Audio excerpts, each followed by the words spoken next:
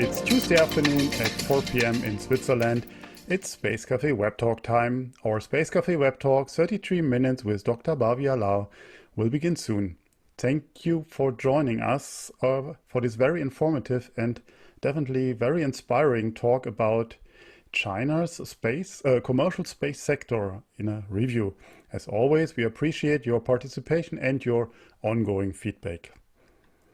I'm Torsten Kriening, your host today and publisher of SpaceWatch.Global, and we are a Switzerland-based online platform for information in and about space and new space activities in a geopolitical context.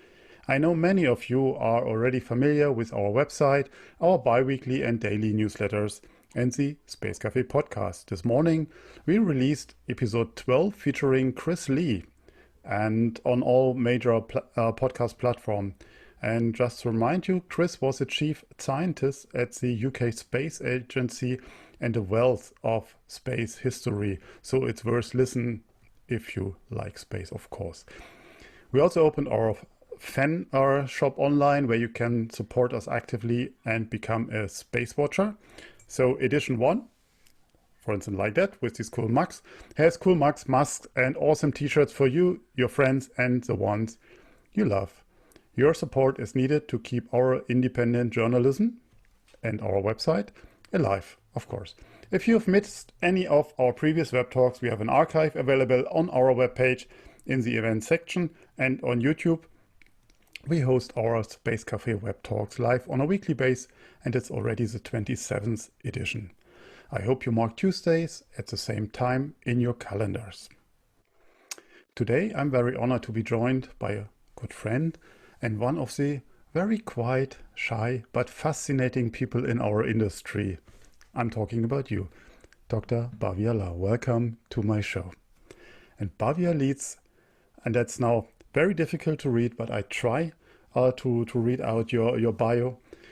Bhavya leads Strategy, Technology Assessment and Policy Studies and Analysis at the IDA Science and Technology Policy Institute for the White House Office of Science and Technology Policy, OSTP, the National Space Council, and the federal space-oriented organizations, including NASA, the Department of Defense, and the intelligence community.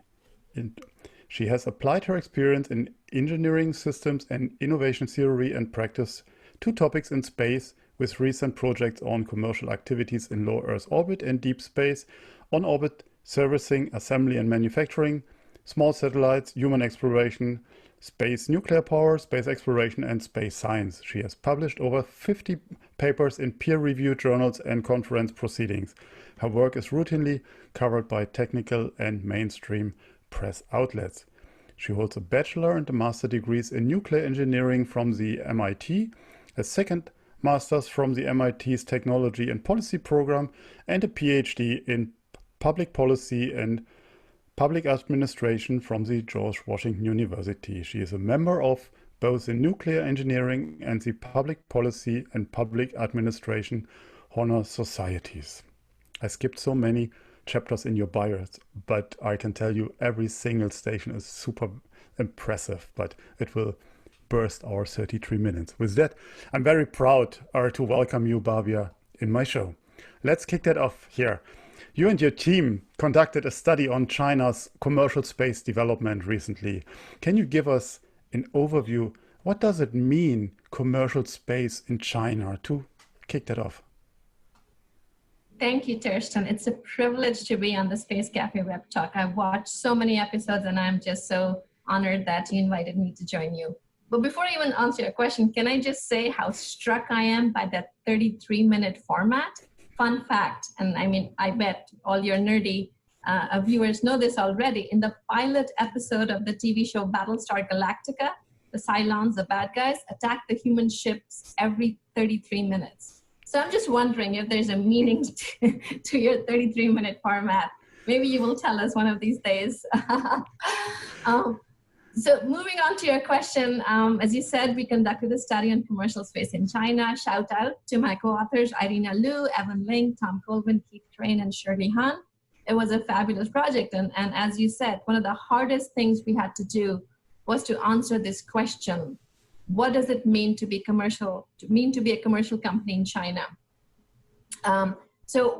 We found, and some of it was, discussion, some of it was sort of our ascertaining, a commercial company in China is an enterprise that is operated in pursuit of profit, full stop. This is distinct from an organization that focuses on public policy goals such as exploration, national security, or even goals such as job creation, which the latter is a characteristic of what's called a state-owned enterprise or an SOE. And I think what's interesting about this definition is that it includes companies that are fully state-owned.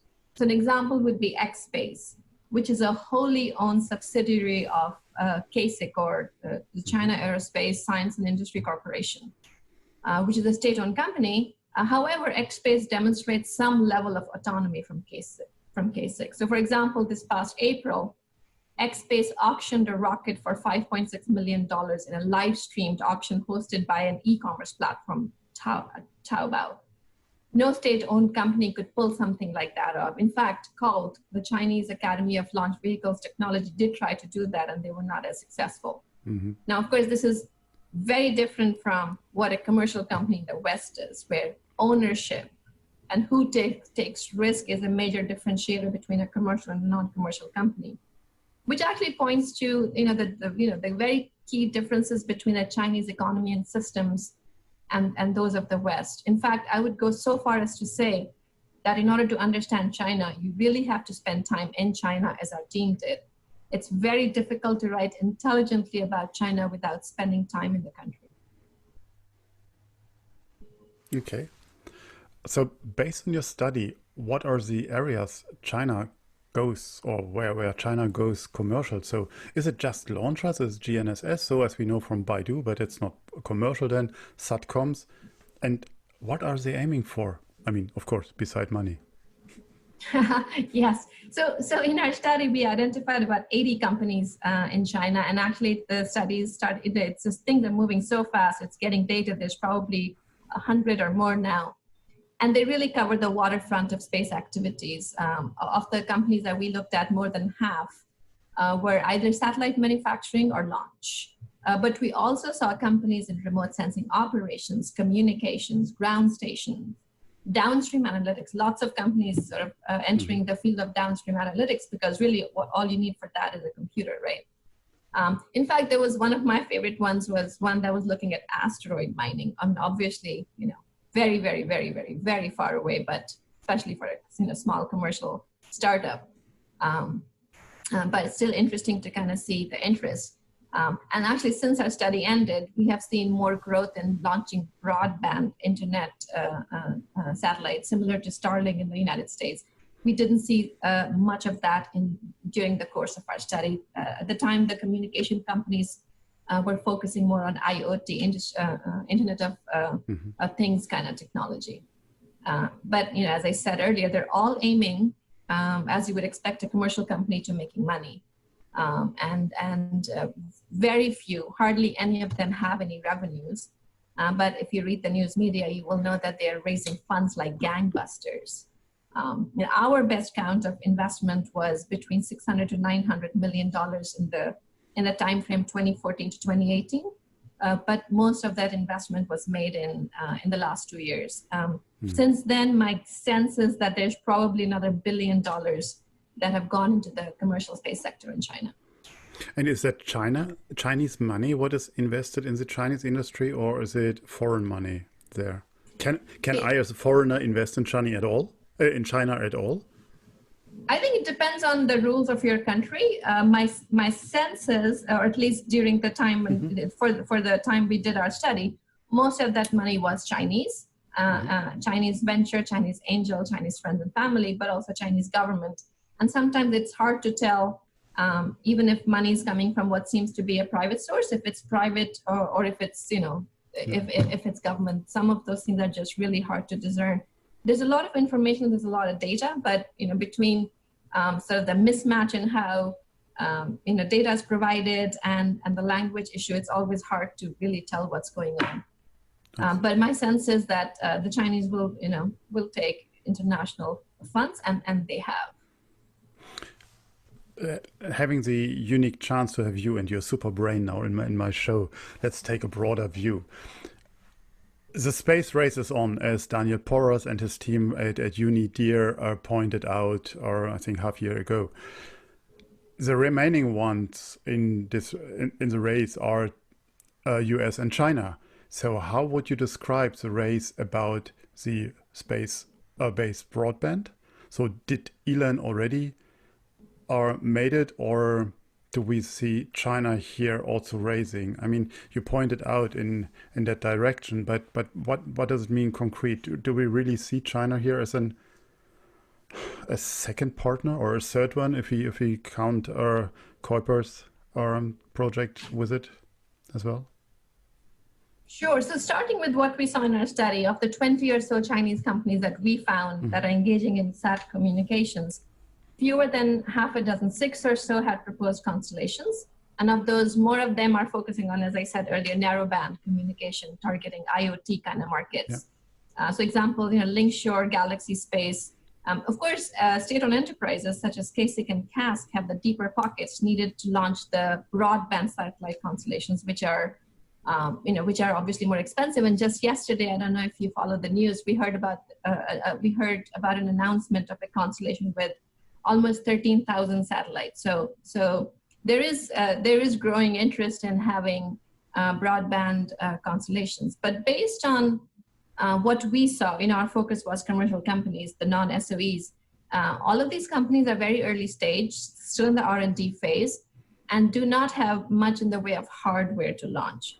However, as in other areas, the progress is pretty fast. The best we can tell, the interest is more domestic, sort of providing internet to Chinese users.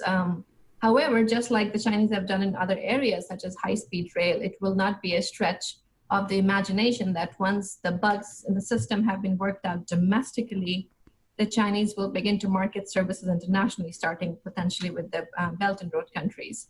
However, the Chinese don't see themselves as having that much advantage. They feel that they're disadvantaged with respect to spectrum frequencies.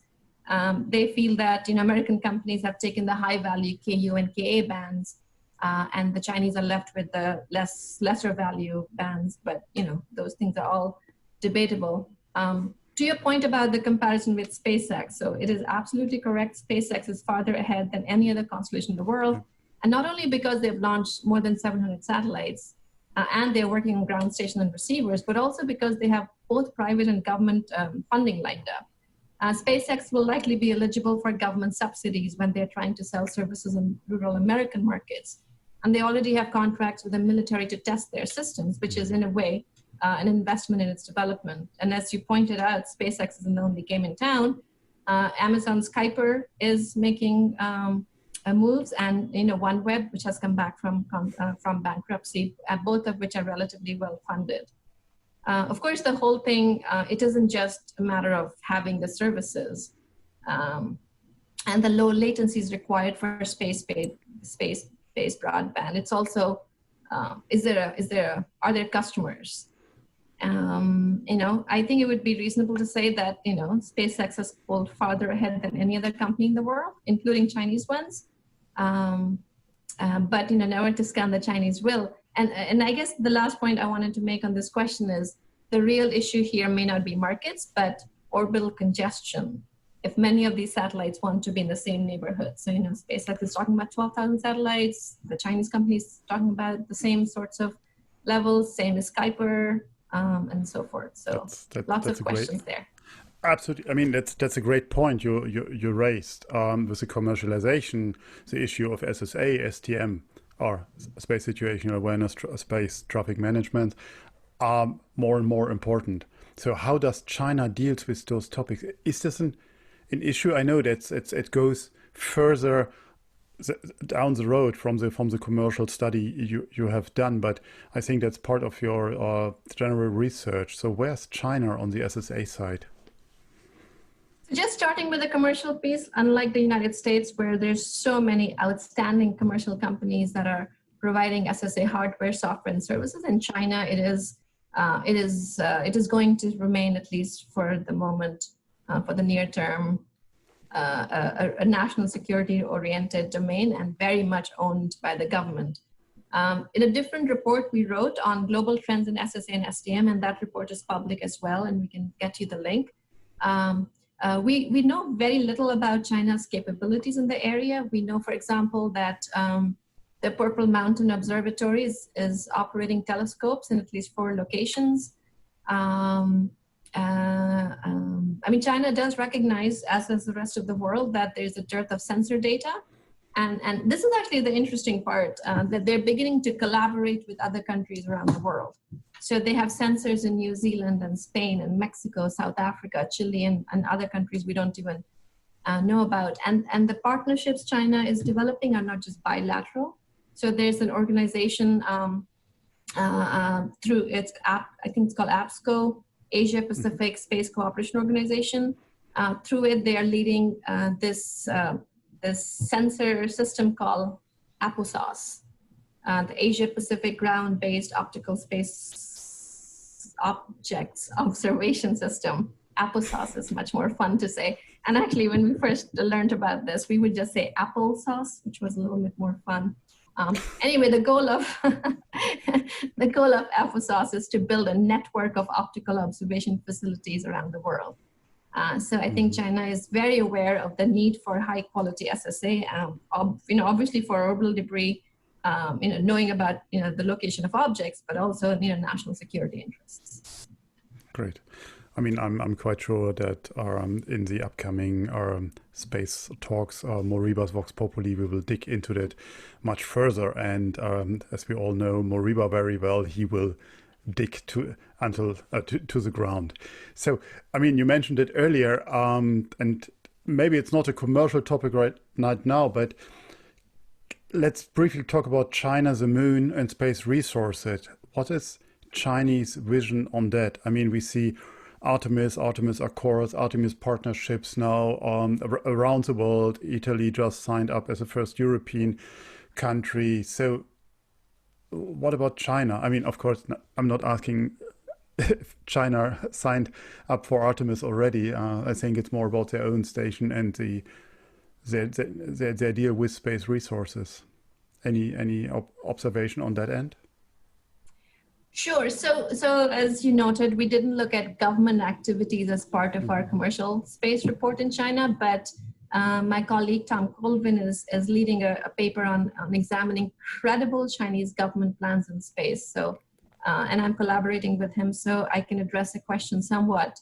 As with the commercial space report, we have found that there's a lot of misinformation out there. So I think it's just really important to understand what's real versus what's hyped, or what is there and isn't recognized, and vice versa. So China has been talking about a robotic lunar base at the United Nations for a couple of years.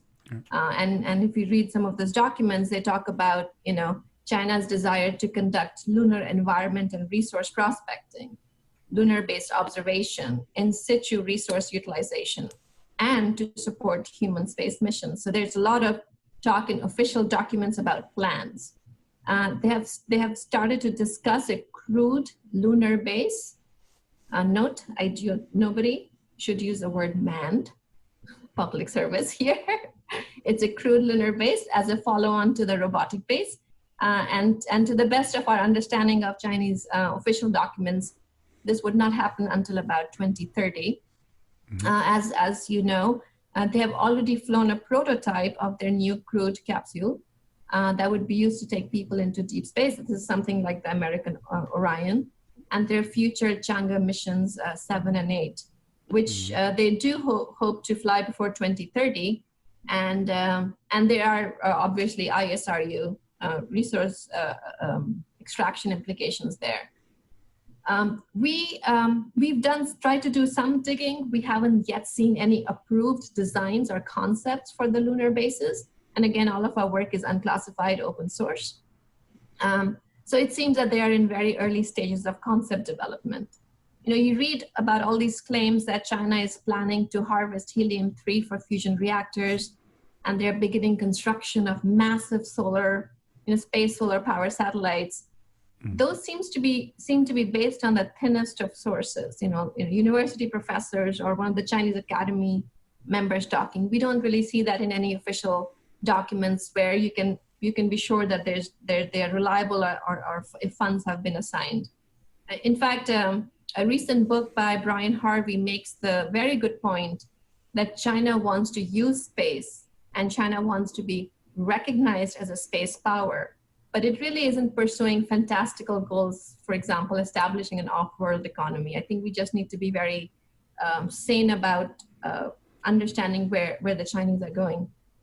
One goal that does seem reasonable and real, and something that we really need to take seriously, is that both robotic and lunar bases are expected to facilitate international collaborations in space. So China is very keen to be going to the moon with the rest of the world.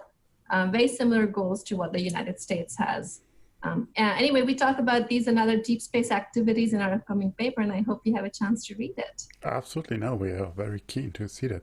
So our question to our community are, if you guys have questions, remarks, please send them over in the Q&A. Otherwise, we just keep on going. So as you conducted the study, what about the future? So where's commercial space in China going based off your crystal ball, our analytics in the next decade? Well, as you know, it is very difficult to make predictions, especially about the future. But we tried.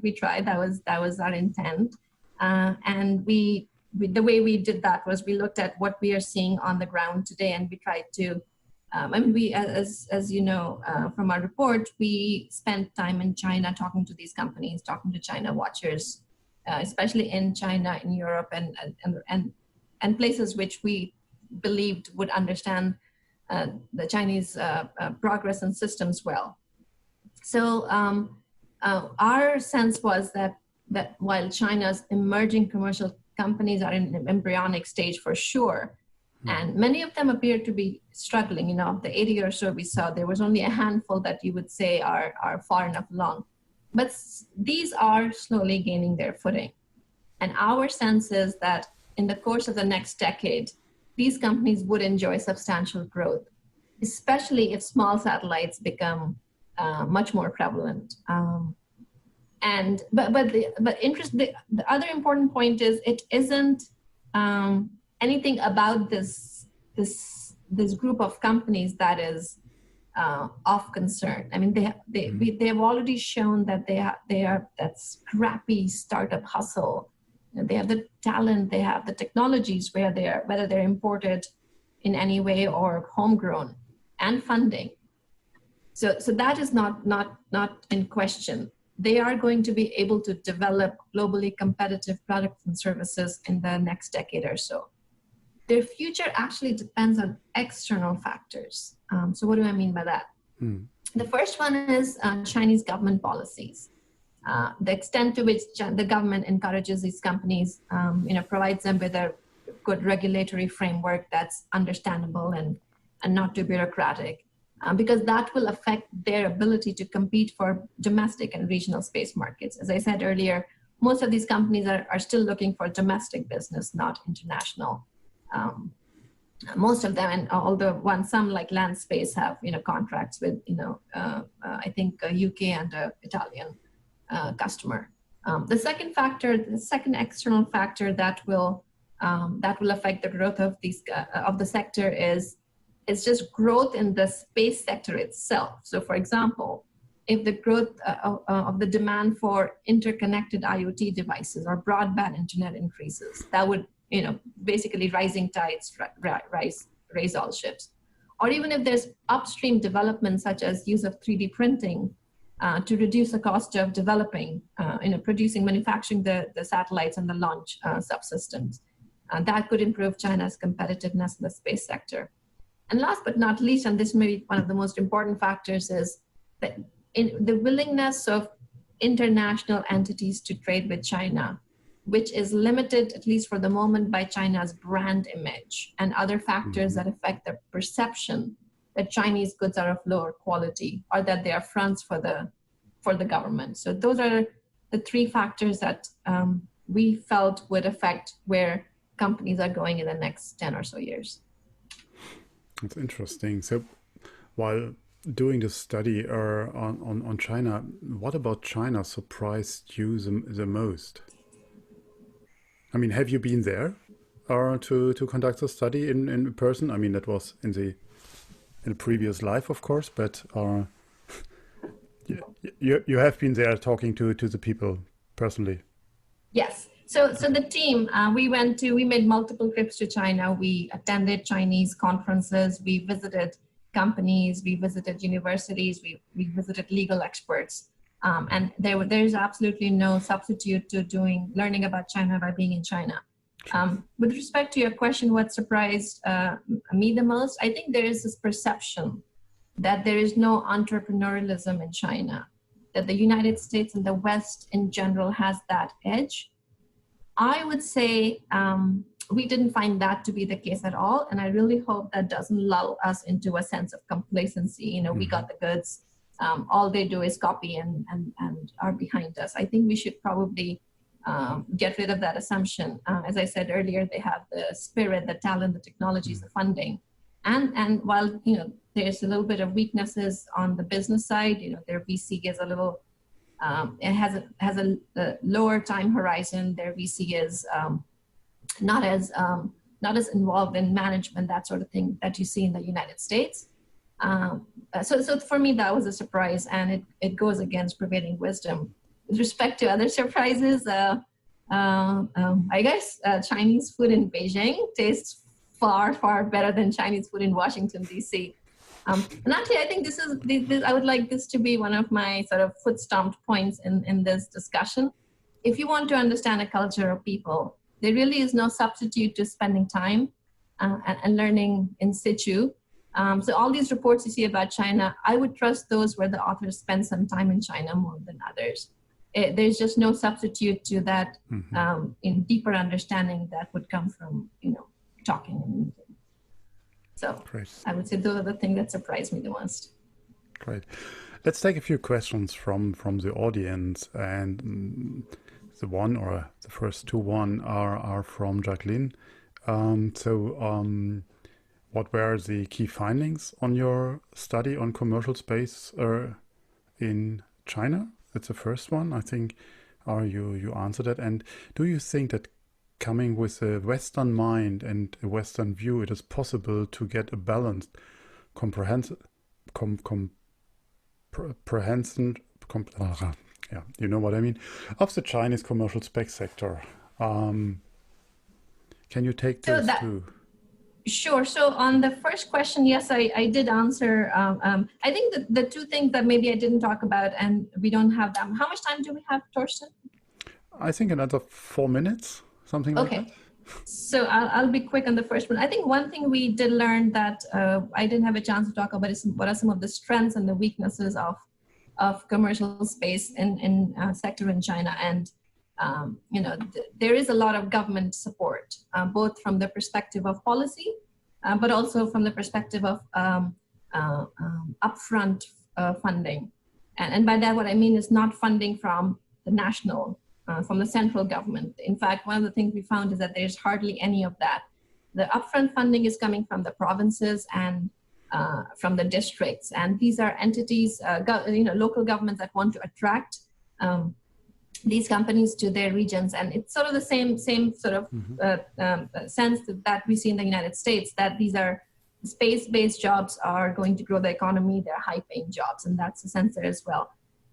In terms of another observation that I didn't have a chance to talk about is there's this internal tension between SOEs, state-owned enterprises, and these commercial companies. And the sense we got was SOEs don't necessarily want the commercial companies to succeed. They see them as them taking over their territory, and at least for the moment, the commercial companies worry about that, and that's again something that policy could fix. But for the moment, this is a challenge that most companies see. The second question was the Western perceptions. I agree. That goes without saying. It's we are a US FFRDC, but we try to have 2 native Chinese speakers on the team and other folks who have spent time and understand China well. We included some consultants on the team who were China-based, so who brought us into better connections with Chinese experts. And so your point's well taken, but we try to compensate by trying to bring more Chinese views into at least our data collection methodologies. Great. Another one from Corey is about ITAR as a major hindrance to Chinese space companies. Do you see that, or what is their workaround on ITAR? So I think ITAR is this double-edged sword. On the one hand, it is preventing them from getting the state-of-the-art technology they need. But on the other hand, it is forcing indigenous innovation. So depending on who you talk to, it was either a huge detriment or something that was good for the country. The other point is that so many of these companies are looking at small satellites and not very state-of-the-art, not very advanced satellites, and they're able to use commercial off-the-shelf technologies. So they're able to do reasonable work within the ITAR framework. And last but not least, they have European companies in their supply chain. So even though they may not be able to import technology from the United States, they're able to do so within Europe. So it's something that they seem to be working well. I hope around. it doesn't mean that Europe is bypassing ITAR. Oh, I don't think so. And again, we are not auditors, but we did hear about companies that are working with Chinese companies. Okay, last one from Stephen Salmon.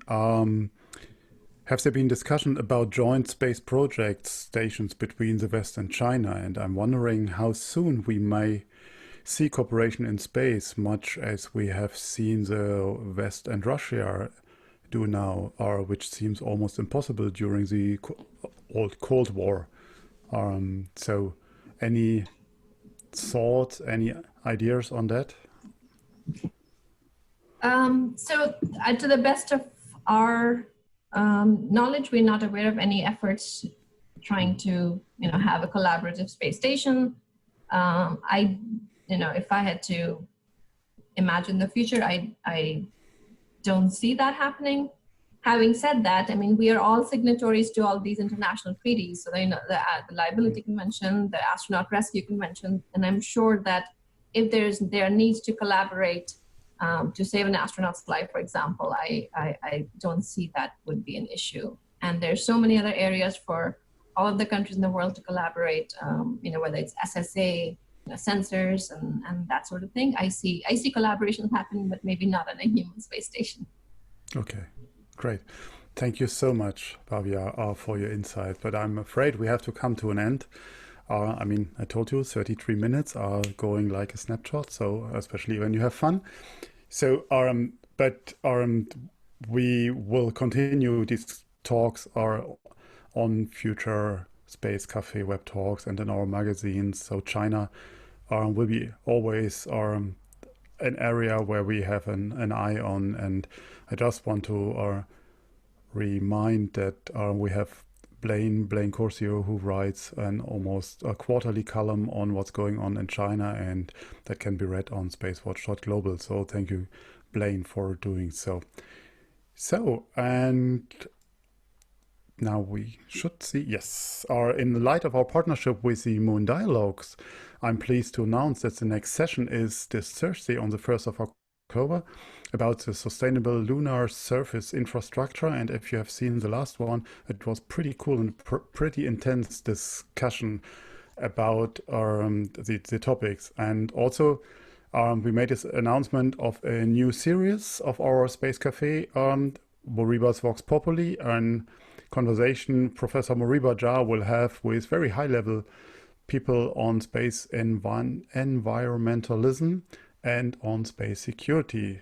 And this will be an exciting event or series that will start on 8th of October. And 8th of October, that's next week.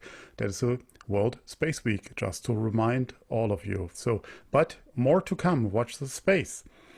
So on the 6th of October, our next events are, I have the great pleasure to speak with Fahad Al-Meheri, the acting executive director of the space sector in the UAE Space Agency, about the wider UAE space economy. And especially, I'm so happy to have him in the show after yesterday's announcement, because the UAE announced a moon mission. So after Mars, now the UAE is going to the moon.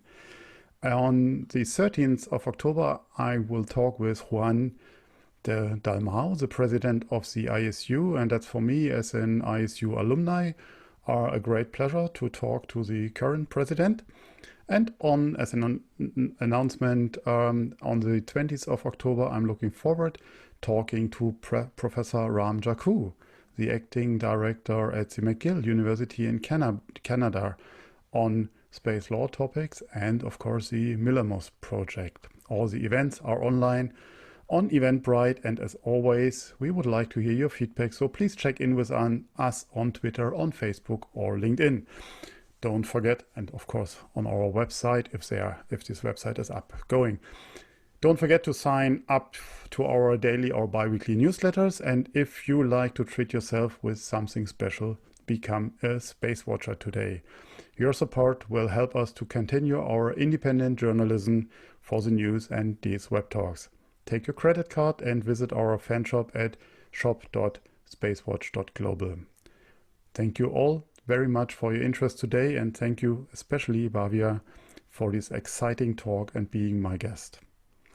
And it was an honor. You have to wait for the next Cylon attack. 33 minutes. Go. And thanks again to the entire team behind the scenes for doing this great job week by week. Again, especially today as we are dealing with the other issues on our website. I hope you all will stay safe and stay healthy. Thanks for joining us. I hope to see you next week. And in the meantime, if it's back, visit our website and follow us on social media. Don't forget, become a Space Watcher. Thank you very much. Bye-bye. Thank you, Bhavya. It was great. Bye-bye.